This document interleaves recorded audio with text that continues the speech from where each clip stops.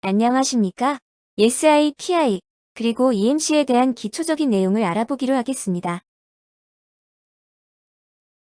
우리 주변의 전기를 사용하는 모든 제품은 작든 크든 일정량의 전자파를 방출합니다.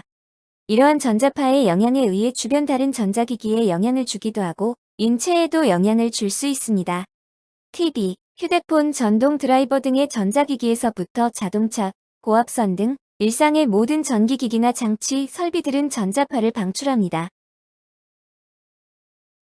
이러한 의도하지 않은 전자파 방출로 인해 기기의 오작동, 인체의 유해성 등을 방지하기 위해 모든 전기 전자기기의 전자파 방출량을 규제, 관리하고 있습니다. KC, CE, FCC 인증은 이러한 전자파 규격 인증 관련 표준입니다.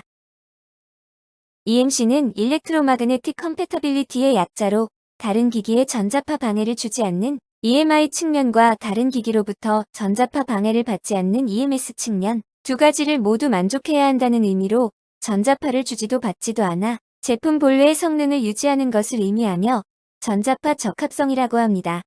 EMC는 EMI와 EMS로 구분되는데 EMI는 Electromagnetic Interference의 약자로 전자파 방해 혹은 간섭을 의미합니다. 기기로부터 전자파가 나와서 다른 기기에 간섭을 일으키는 것을 의미하며 공기 중을 날아가 타 기기에 간섭을 일으키는 복사성 방사, Radiated Emission과 전원선 혹은 케이블을 통해 간섭을 일으키는 전도성 방사, Conducted Emission으로 구분됩니다.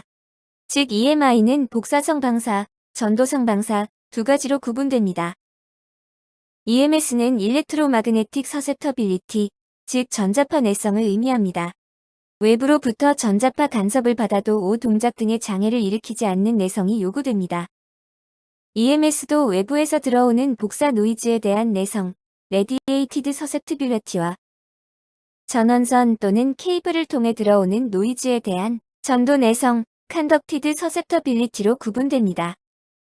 정리하면 EMC는 EMI 측면에서 전자파 방출량이 허용 규정치 이하여야 하고 EMS 측면에서는 외부 인입 전자파에 대한 내성을 가져야 하는 두 가지를 모두 만족해야 한다는 점에서 전자파 양립성이라고도 합니다.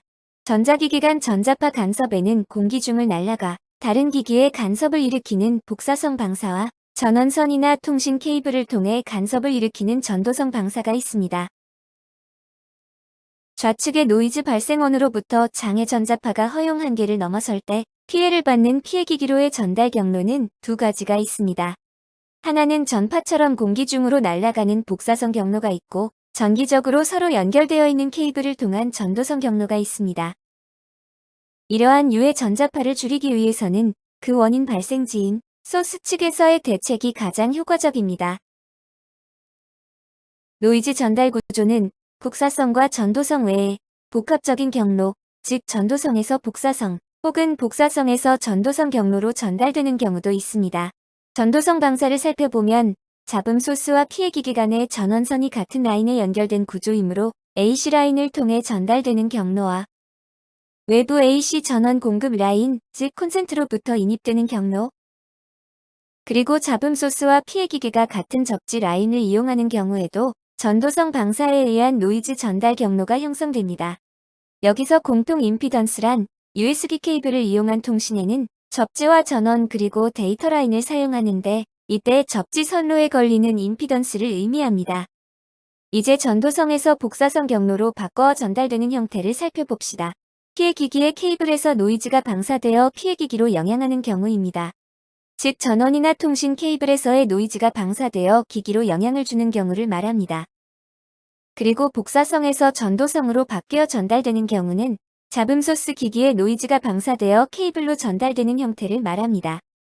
공기 중으로 날아가 전달되는 복사성 전달 경로는 잡음 소스에서 피해기기로 바로 전달되는 경로와 잡음 소스 측의 케이블에서 피해기기 측의 케이블로 전달되는 경우가 있습니다. 지금까지 해서 우리는 기기 간 노이즈 경로보다는 케이블을 통한 노이즈 전달 경로가 더 많고 다양하다는 점을 알 수 있습니다. 여기서 케이블은 사실상 안테나 역할을 한다고 보시면 됩니다. 노출 길이가 길고 고속의 데이터가 지나갈수록 이러한 노이즈 발생 및 영향이 더 커집니다. 따라서 단위 제품 자체의 노이즈 대도 중요하지만 기기와 연결된 케이블 인입단이나 종단에 로우 노이즈 설계가 필요하며 케이블 자체의 실딩 등도 매우 중요합니다. 고속 시스템에서 중요한 설계 고려사항인 신호 무결성과 전원 무결성, 즉 시그널 인테그리티와 파워 인테그리티에 대해 살펴봅시다. 시그널 인테그리티에서 인테그리티의 사전적 의미가 보전, 고결, 청렴의 의미로 시그널 인테그리티는 신호 무결성을 말합니다.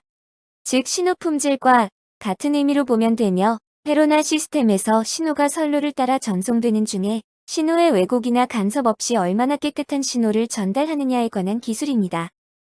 최근 고속 디지털 제품이 증가하면서 이러한 신호 품질이 제품의 성능이나 속도에 영향이 크고 EMI의 발생 원인으로도 작용하기 때문에 중요한 설계 고려사항 중에 하나가 되었습니다. 신호 발생원으로부터 목적지까지 신호의 왜곡이나 간섭 없이 온전한 파형을 보내는 것이 시그널 인테그리티입니다. 파워 인테그리티는 전원 무결성의 의미로 전원 품질이라고 보면 됩니다. 전원 선로와 접지 영역을 얼마나 노이즈 없는 안정적 공급 구조로 설계하느냐를 다루는 영역으로 전원 선로는 여러 회로가 공유하는 구조이므로 특정 회로에서 발생된 전원 혹은 접지 선로에서의 노이즈가 여타의 회로에도 동시에 영향을 주므로 이러한 악영향을 차단, 즉 디커플링하는 것이 중요하며 EMI 발생 원인이 되므로 세심한 설계가 필요합니다.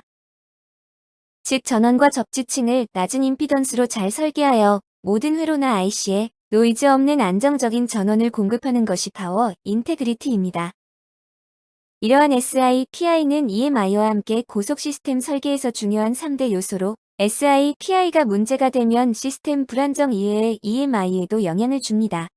즉 이 세 가지 영역은 모두 상호 밀접한 관계를 가지므로 각각의 영역을 별도로 볼 것이 아니라 세 가지 모두를 고려한 종합적인 설계와 대책이 중요합니다.